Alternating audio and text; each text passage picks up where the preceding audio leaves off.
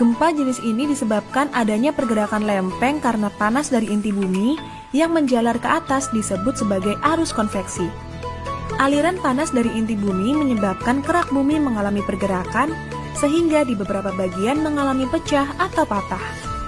Perkenalkan, nama saya Sarfata Roman. Saya akan melanjutkan materi dari teman saya. Yang pertama yaitu lempeng tektonik. Yang kedua ada siklus bantuan.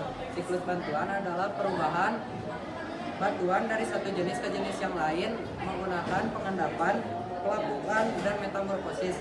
Yang ketiga ada erosi, sedimentasi, proses penghancuran batuan di permukaan, dan pengendapan material menggunakan air, es, dan angin.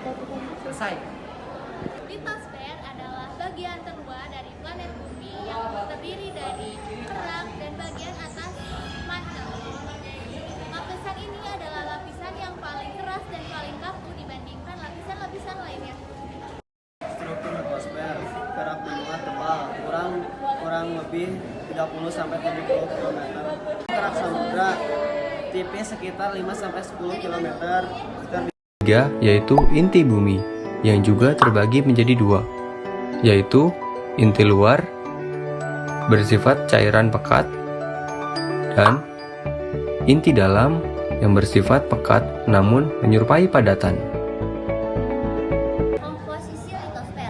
Litosfer terdiri dari berbagai jenis batuan yang dikelompokkan berdasarkan komposisi dan cara terbentuknya. Yang pertama, batuan beku. Terbentuk dari pendinginan magma, contohnya granit dan basalt. Yang kedua, batuan sedimen. Terbentuk dari pengendapan material yang terkikis, contohnya batu kapur dan batu pasir. Yang ketiga, batuan metamorf. Terbentuk dari perubahan batuan yang sudah ada karena tekanan dan suhu tinggi, contohnya marmer dan sekis. Yang terakhir ada peran litosfer bagi kehidupan di bumi. Yang pertama yaitu sumber daya alam, menyediakan berbagai mineral dan bahan tambang yang penting bagi industri. Yang kedua yaitu